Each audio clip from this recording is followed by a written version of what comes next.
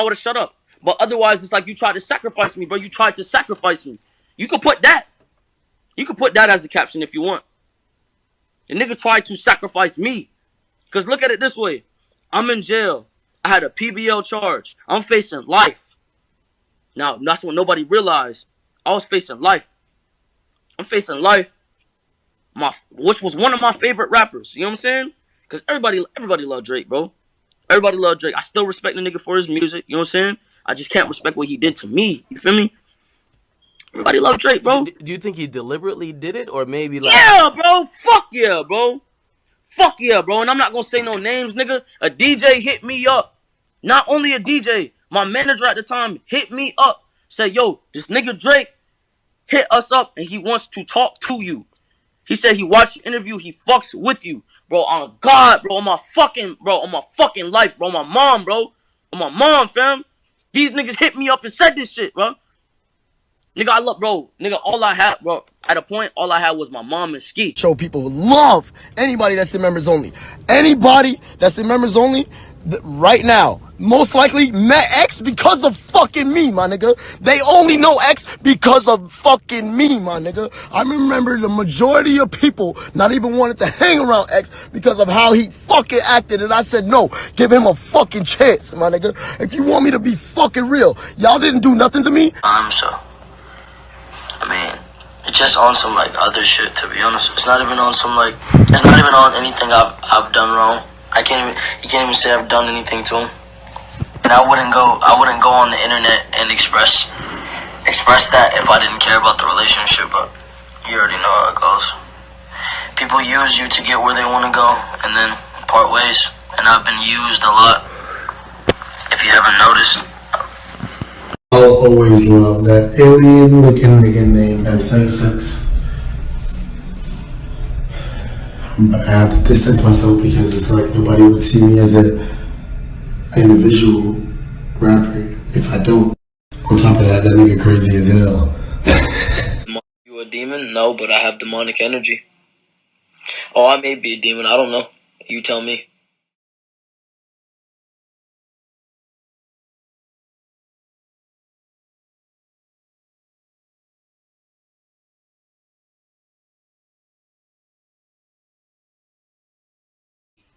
This was all I had.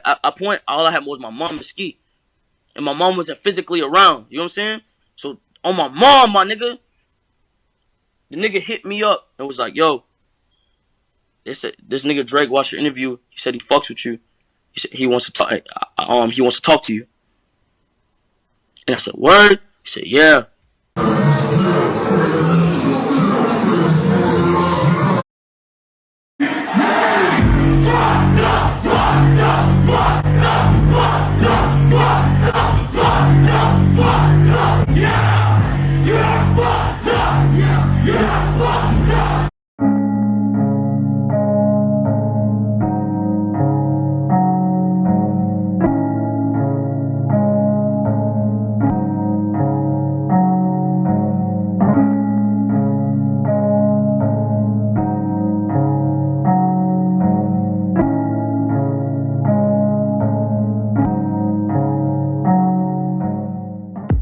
Alright, let's say worst thing comes to worst, I fucking die, a tragic death or some shit, and I'm not able to see out my dreams. I at least want to know that the kids perceived my message and were able to make something of themselves and able to take my message and use it and turn it into something positive and to at least have a good life. I at least, if I'm gonna die or ever be a sacrifice, I want to make sure that my life made at least 5 million kids happy, or they found some sort of answers or resolve in my life, regardless of the negative around my name, regardless of the bad things people say to me. I don't give a fuck, because I know my goal in the end, and I know what I want for everyone, and I know what my message is.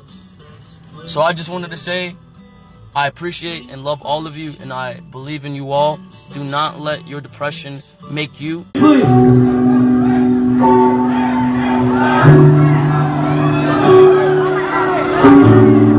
Sing along if you know the words. You know it's winter, sun don't shine me.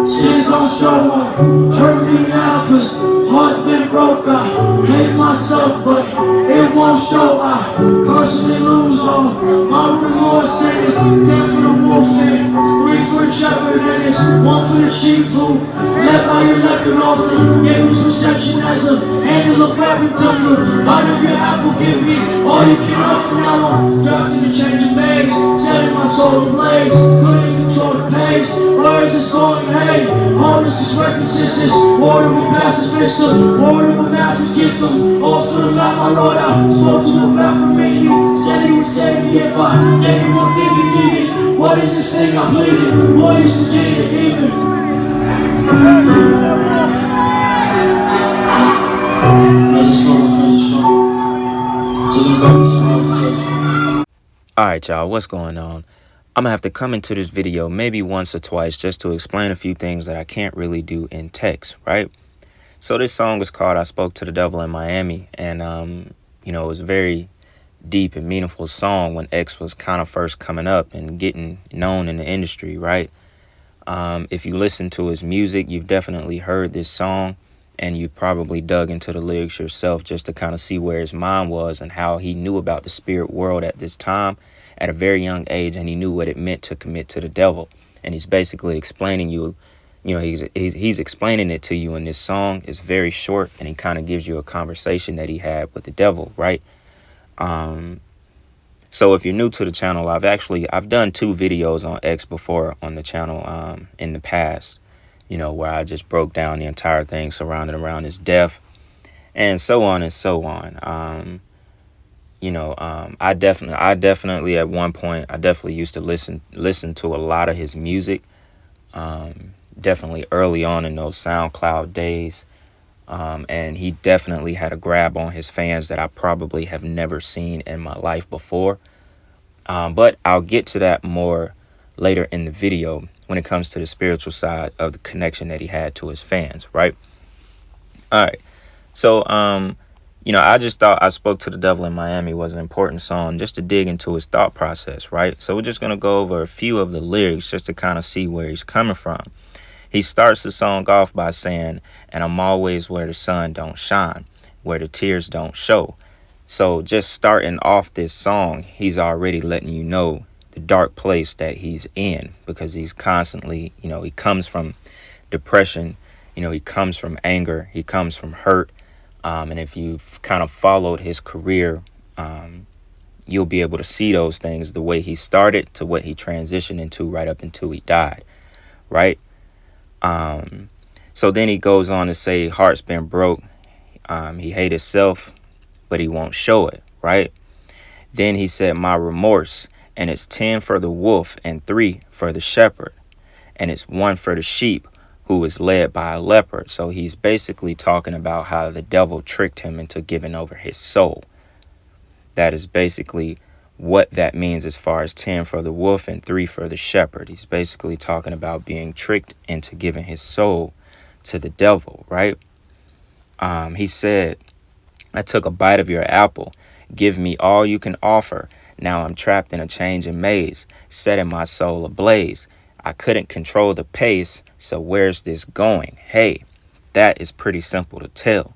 He's trapped in a changing maze, and he's setting his soul ablaze. So which means that he gave it up. He gave his soul up. Now he feels trapped in his head. He feels trapped in his own space, and he doesn't really know where this is going. He has no idea what is going to happen next. And if you actually listen to the song, in the beginning of the song, before it even really counts the lyric, it says that it'll be all over soon, meaning that X knew when he was going to die. There's also something that's I can't find where he said he actually talked to the spirit. He talked to the demon, and it gave him an expiration on the day that he was going to die. And this song, it started off with him saying, don't worry, it's going to be all over soon. You know what I'm saying? So going down, it says, hey, heartless is recklessness. Basically, him saying, since I had no heart, I was completely reckless. So that's why he gave his soul up. He didn't have a heart. Caused him to be reckless. and to give his soul up to the devil.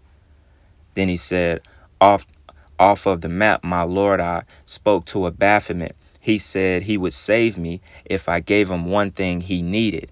Then he said, what is this thing I pleaded? Boy, it's the key to even.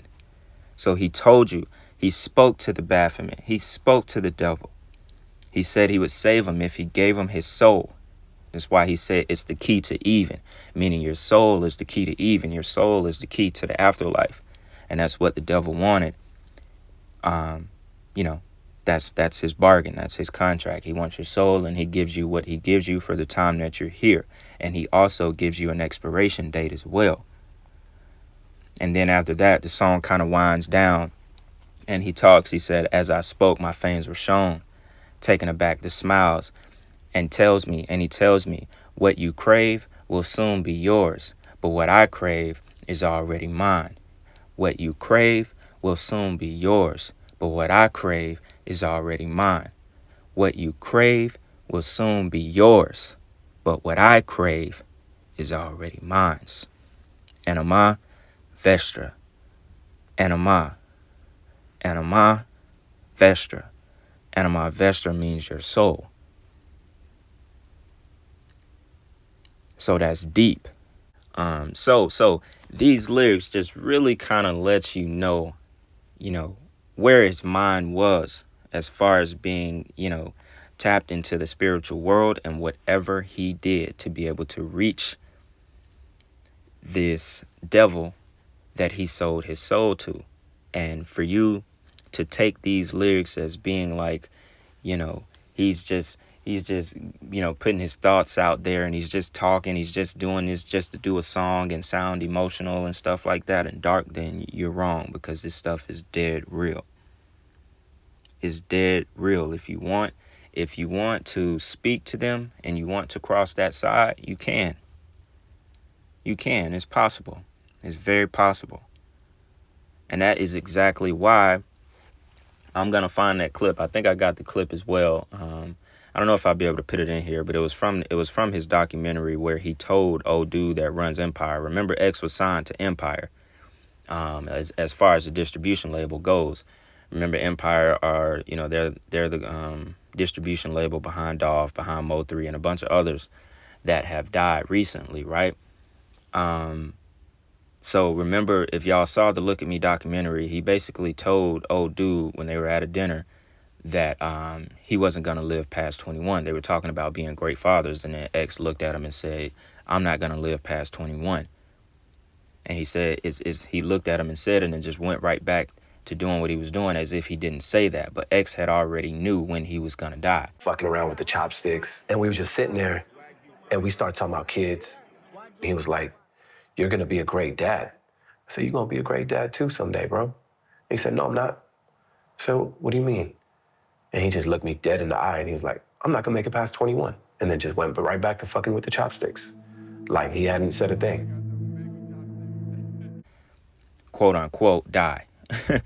We're going to get to all that later in the video about what I think about his death and stuff. But X was basically telling people he knew what was going to happen because he had already committed to that contract with selling his soul, and he knew when his time was going to be up. So it could be why he spoke the way that he did. And to have lyrics like this inside of a song at such a young age, it meant that he very well knew what was going on spiritually inside of him and in the spiritual world as well. And he knew how to contact these demons. This shit is real. It's real, y'all. Do not think just because it's some young, troubled, angry kid that they're not able to commit to the spiritual side of this world. This shit is real. I just want y'all to know that. So for this part, I'm done covering the lyrics onto this. We got a lot more to get into with this video. We're going to get to the next clip. So with that being said, y'all check this out. I gotta get off this live. That girl mad as fuck. To tell my ex going to sacrifice you. Ex gonna sacrifice you. Are you gonna suck my fucking cock? Are you gonna suck my fucking dick and stop hating so fucking much? Jesus fucking Christ, don't y'all, bro, go troll Bruno Mars or some shit. Jesus fucking Christ, y'all niggas is annoying with that shit. fuck? I just be chilling and trying to Buzzo. make people happy, bro. Get the fuck off my dick. He does. G shit. Like, damn. I deal with so much fucking hate that half these pussy ass niggas couldn't even handle. They wake up crying like little hoes. Sorry ass niggas. See, Don. G shit, Don laughing because it's true as fuck. And he know. Fuck him, Buzzo. Fuck Me and these this pussy bitch. niggas. Fuck him, we ball. Let me see some fucking positivity. Can you guys say some nice shit? Can we talk about how skinny my dick is, please? I got pencil dick. It's just long and skinny, but I guarantee you I'll find a bitch G-spot on game. Swear to God. Can you sacrifice me? Who you want to be sacrificed to? Right. Who you want to be sacrificed to? Right.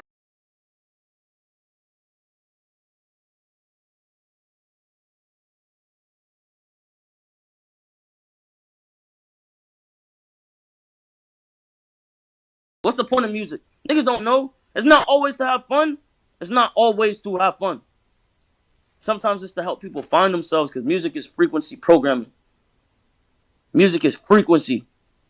What frequency are you being fed? I will hope a motherfucker before they go pull some negative shit out this conversation, they pull this part of the conversation, and then see that I'm really actually helping people, bro. Let me be detailed. At 15 years old, I was doing sound engineering, so I was playing with frequency. I was playing with equalizers. Now, I think it's it's not a sonar wave. I forgot. It's like an alpha wave or a sonar wave or something like that. I figured out that hertz is to understand the frequency vibration, right? So there's kilohertz. Well, sorry, there's hertz, kilohertz, megahertz, right? And then I think it's ultra hertz. If I play with those frequencies, right, I can target certain parts of the mind, target the frequency to go to certain parts of the mind, and I can literally, like, if I want you to astral project, right? You know what astral projection is? No. If I want you to astral project, or if I want you to go to sleep, or if I want you to go into a meditative state, I can make my music do that. These little niggas out here don't give a fuck enough to go into that science, bro. These little niggas ain't studying kilohertz, megahertz, and doing all this shit. These little niggas don't know how to equalize, compress, and do all this shit. And the ones that do, okay, maybe your music not good enough to where it got to where, or maybe you not real enough. Maybe your goal's not good enough. Sorry. There's some people out here that do that. You know what I'm saying? That do work. But maybe you ain't putting in the ambition. Maybe you ain't saying the right shit. Maybe you not you. Maybe you trying to sound like somebody else. Cause I ain't, bro. It's a blessing, hell yeah. But I worked, bro. You could ask anybody around me, nigga. I worked, bro. Like sometimes that when you're prejudged or you're judged based on something you've done in your past, it sometimes feels like it's almost impossible to outlive it. According to who? That's the real question. According to who? You know what I'm saying? Because I'm not living to ideally impress anyone. I'm living my whole goal throughout the human race, for that matter, is to watch everybody evolve. You get what I'm saying? For the human race in itself, or the human mind, to evolve, because that's the whole process from birth. From your 1 year old, all you do is evolve. Your understanding and your grasp only evolves. You get what I'm saying? Mm-hmm. The more you know, the more you understand, is the more you're able to do. The more power you have. Knowledge is power. They don't want you to have knowledge at this point in time. That's why the New World Order is here. That's why they have all these fucking distractions to keep you from enlightening yourself. Self-enlightenment is the key. I can't say too much. I won't say too much. Right. To get myself into some shit. But self-enlightenment is a key. I'm only going to say anything that goes around the Buddhist way of life. You get what I'm saying? I relevate it towards that because that's already out there, so nobody can come target me for something that's already out there. You know what I'm saying? Right. The Buddhist way of life right. teaches you, you know what I'm saying, that there's all right, the more you dwell into the human mind, right, you understand that there are different realms of thought, right? There are 9 dimensions. So when we go all the way down to Egyptian times, right, I want you to look, like, even let's even relevate the current currency of the U.S., right? We're currently in the United States, correct? Where is the pyramid? Where are the pyramids? In Africa. In Africa, right? So why is the African pyramid on the U.S. currency if it has nothing to do with the United States? Why is it? It's a good point. Nobody. So when you think about the all-seeing eye and the pyramid on the back, right? And I'm gonna explain this in a less controversial way. You know what I'm saying? To not get myself into some shit. I'll explain it in a simple way that's not gonna get anybody fucking riled up. The eye on the top of the top of the pyramid, right, is what they call ideally the third eye. I don't want to dwell into that too much, but the third eye ideally is the human mind. So the more you think about it, the way to get yourself up the pyramid scheme is to use your fucking brain, bro. The more creative or innovative you become, the more you study, the more time you take to really dwell into your mind rather than the world outside of your mind, is the more you unlock. So like the people who have photographic memory, like nobody realizes how much the brain is really fucking capable of, bro. Yeah. Like, you can do some real crazy shit, bro. Yeah, you can. You can do some real crazy fucking shit, bro. Like, all right, photographic memory. I don't have photographic memory, but somebody do. You know what I'm saying? Or like the people that dream. You enter a whole different realm, a whole different realm of thought. You get what I'm saying? So when you really think about it, when you leave this realm of thought, where do you go? When you dream, where are you? So that's the dimensions. That's the difference between this realm and others. Now there's different realms. There's at least 9, and there's even animals that can see in all 9 realms or all 9 dimensions, like the snake, for example, or the cat. That you see the equivalency of their eyes. You know what I'm saying? They see all 9 dimensions. Like, get a cat, bring him to the house, set him in the middle of the floor, and you'll know if you got ghosts running around your house. Because the cat will look like cat. You'll notice that as you see how cats look around, because they see everything. They're not looking at nothing, but they're looking at something that's in a different dimension that you can't see. And they have that capability versus us. Exactly. What we have is called the naked.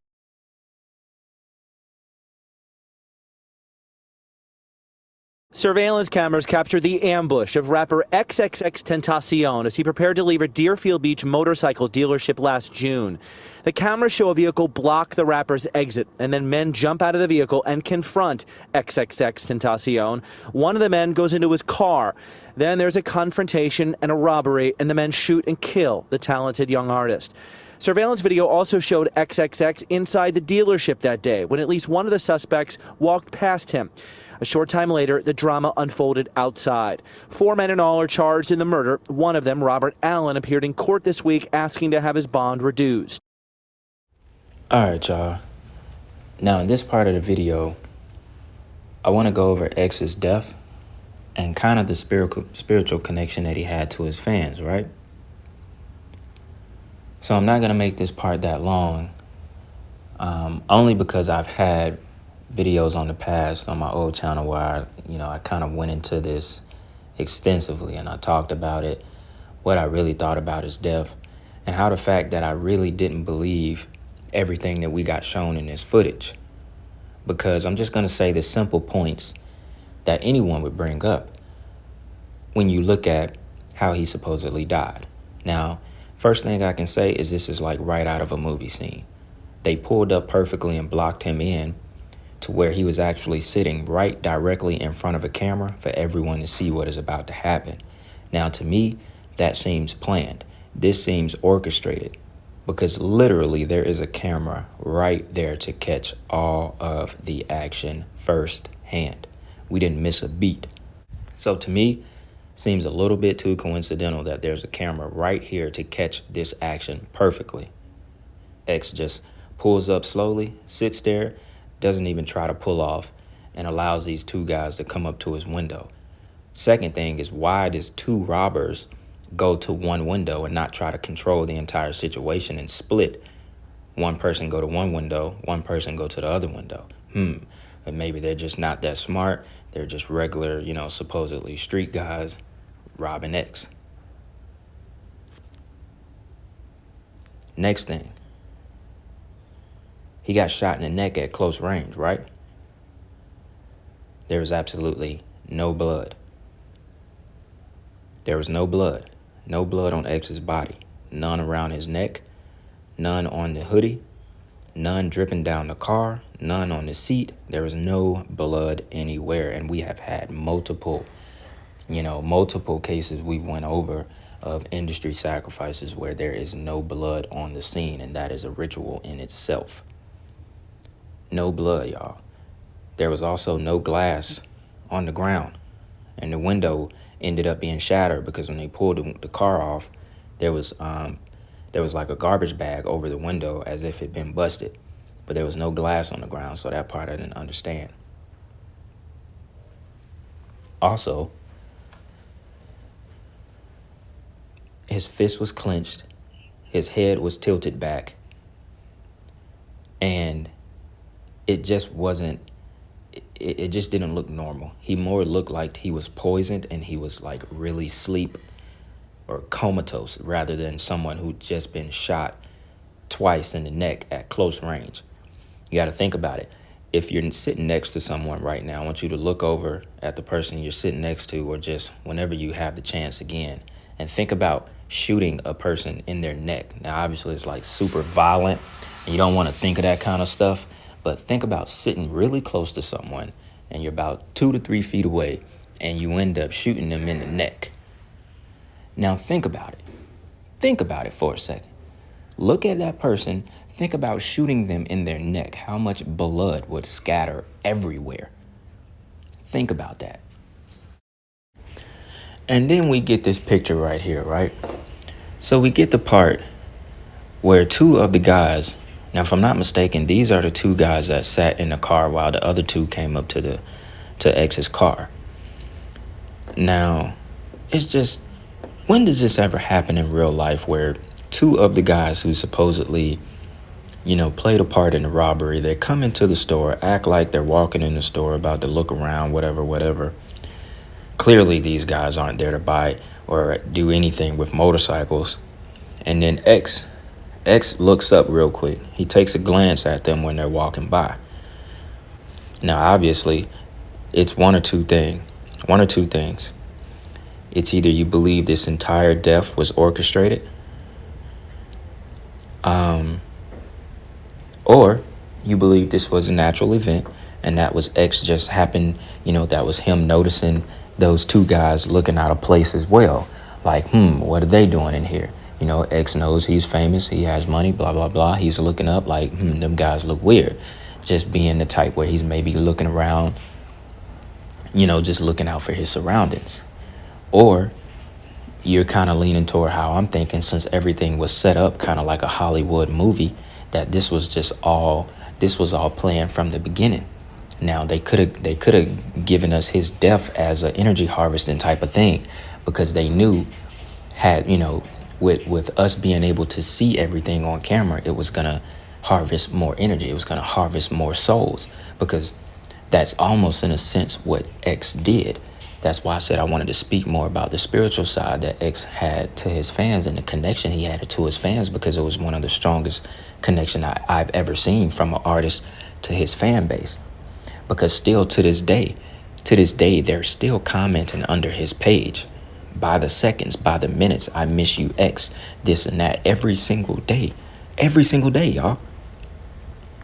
He had like one of those cult-based fan connections, kind of like how Michael Jackson had connections to his fans, how people would just fall out when they saw him. And I told people what that was. I told people that is when a spirit grabs a hold to your heart and causes you to pass out. You don't pass out just over excitement over another human being. That doesn't happen. That only happens when the artist has channeled demons, and he uses demons to help him become more famous and more, you're just like more spiritually connected to your crowd, to your people, because you harvest and harness so much of that energy. That's what it is. It's spirits that cause you to pass out and be in love with these people and idol worship. That is what X had on his fans. That's why it was such like a cult base, because he channeled demons and he had this spirit world helping him. He channeled very powerful demons. To have a connection like that to people spiritually and your fans, that is the channeling of very high demons.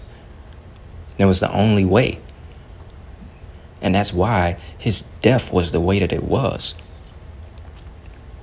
That's why it grabbed so many people's heart. That's why they did it the way that they did. Because X is probably really dead. It's such, you know, it's so many ways that you could kind of like believe what happened to him, because you didn't see blood, you didn't see this. So it's kind of confusing on the death. But that's probably exactly what they wanted. That's why they did the ritual that way. You don't see blood, you don't see this, you don't see that. But he's dead. You see what I'm saying? That's why I said the blood not being on the scene is actually a ritual itself. It's a ritual in itself for the blood to not be there. But the character is actually dead. And then if you think about June 18, 2018, all that spells is 666, 1818. Trippie Redd's birthday was June 18, 2018, the same day that he died. X's biggest song on Apple Music is with Trippie Redd. Also that same day, y'all may not know the artist's name, but I'm gonna put his face right here and maybe even include the article. Jimmy Wapo, who was signed to Wiz Khalifa, he died the same way X died on the same day. X died early in the day. Then next thing you know, they announced that Jimmy Wapo died as well. Jimmy Wapo died sitting in a car. Someone rolled up on the street that he was sitting on, shot in the car, and killed him. He had just signed to Wiz Khalifa Taylor Gang. X died that day the same way in his car, shot, supposedly. 2 artists died on the same day with the numerology of 666, and it was also Trippie Redd's birthday. So with that being said, I'm gonna leave this video where it's at. I really hope y'all enjoyed this video. You know, like I said, I kind of just wanted to give y'all the main points that I wanted to break down about his death and the spiritual connection that he had to his fans. I could always talk about it more, but I just didn't want to drag it on because, you know, like I said, I've made these videos in the past and I know a good bit of y'all have seen it, but I know some of y'all haven't as well. But anyways, man, I hope y'all enjoyed that video. Hope y'all having a really good weekend. It's Black Balloon, and I'ma see y'all soon. I'm out.